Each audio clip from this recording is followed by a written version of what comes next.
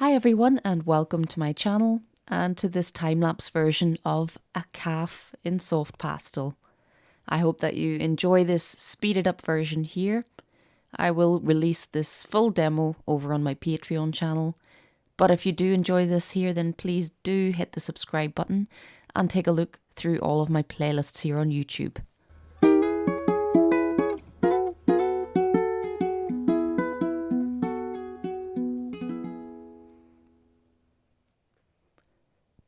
For this little demo, I decided to return to an old favourite, Velour paper. It's been a while since I've used this paper actually. I've been working on pastel matte paper a lot more recently. And it's for many reasons, but the pastel matte paper I'm finding wonderful for working on landscapes. And I thought it would be fun to return to Velour for this furry little face. So I start off with the background.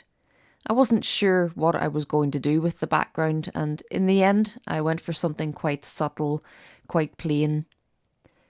But I started off, as I usually do, with some darker colours, so just trying to get a little bit of darker contrast in the lower layers. And you can see with velour paper I'm doing lots of blending, so rubbing in each of these layers after I apply the pigment. And not just with greens, I'm also using some earthy colours as well, then blending it all together. About halfway through creating the background, I decided to make it overall quite light, make it a little bit more washed out, so that hopefully the warm, rich tones of the little calf would really stand out. So I went for a slightly more washed out background than in my photo reference. And what I really wanted to jump out of this little painting was all of these beautiful warm colours. I'm using mostly the Unison Animal set. This is a selection of colours that I put together quite a few years ago now for Unison. And I still make use of this set. I love to pick it up occasionally and create a whole demo from it. Now, of course, I had to add in a few greens for the background. But if you fancy working along with me on this demo, you can find the full 3 hours of it over in my Patreon library. And there, of course, you'll get the full materials list, reference image to work along with me, everything you need to pick up your pastels and create this little calf along with me. But of course, here on YouTube, I tend to release all of my paintings as little time-lapse videos. And I try to make these interesting by adding a bit of information in my narration to give you a little bit more of an insight to my process. So with this one, it's been a while, as I said, since I last used velour paper. And I've been using pastel matte so much recently. And that's a paper on which you can get crazy amounts of detail. I find pastel matte is really excellent for detail. And if you have a look, actually, I've got another adult cow portrait on here as a time lapse as well. And this adult cow is painted on pastel matte and with so much detail. But with this one on velour, what I really wanted to do was capture the softness and the furriness of the animal, but without actually painting every single hair. And that's something that I find velour is really good for. So for example, sometimes if I have a photo reference from a client that is not the highest resolution, perhaps it's just a little bit out of focus, a little bit blurred. Quite often velour paper will be the perfect paper to capture that with.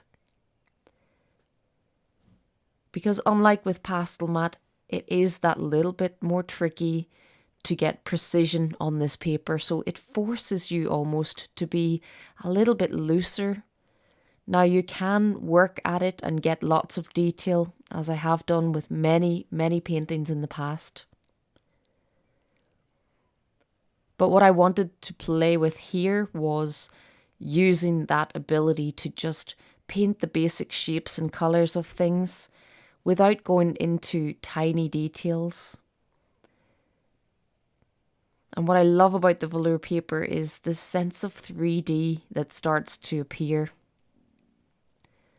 What becomes most important in this type of painting is getting your contrasts between light and shade. So I'm coming in with the darker colours first.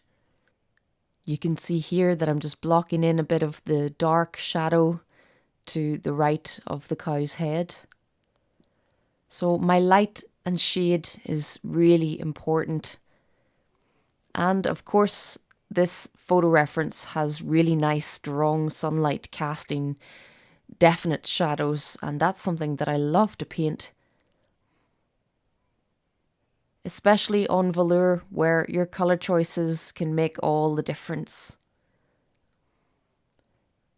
Because I don't have the ability to create all of the tiniest details, then my colour choices and how I build up the light and shade become even more important.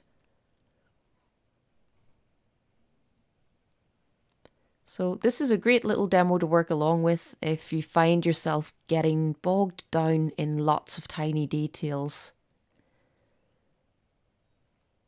This smaller portrait is pretty good at teaching you to observe what's really important, choose the details that you really need to include, and to be a little bit more suggestive with the rest of the details. Now, all of these beautiful warm tones are from my Unison Animal set. I used quite a few different browns and red earths, but then also a little bit of dark purple and lilac in some of the shadow areas.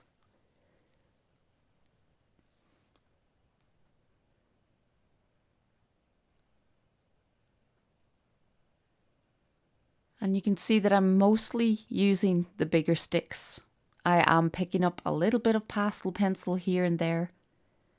But if you've ever used velour, you'll know that it's not the easiest paper to get the pastel pencils to go on, especially if you're putting them on top of soft pastel pigment that you've already applied.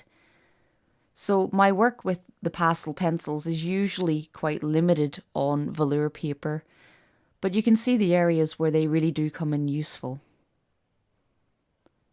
But the majority of my pigment is applied with those gorgeous soft sticks.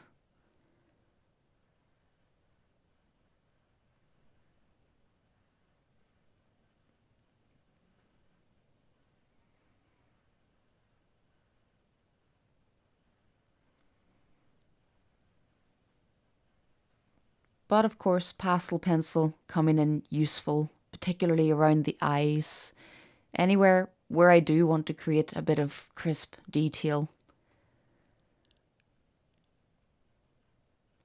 So I really didn't paint absolutely every little twirl and curl of the fur.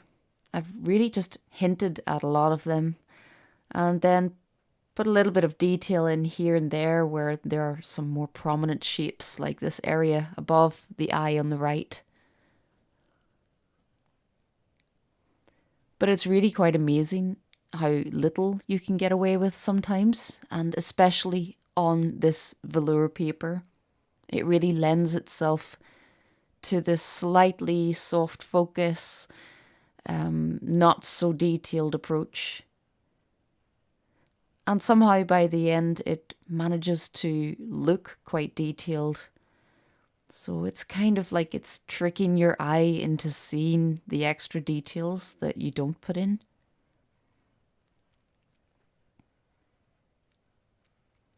But it's certainly a fun paper to work on, and I hope that many of you will have a go at this along with me.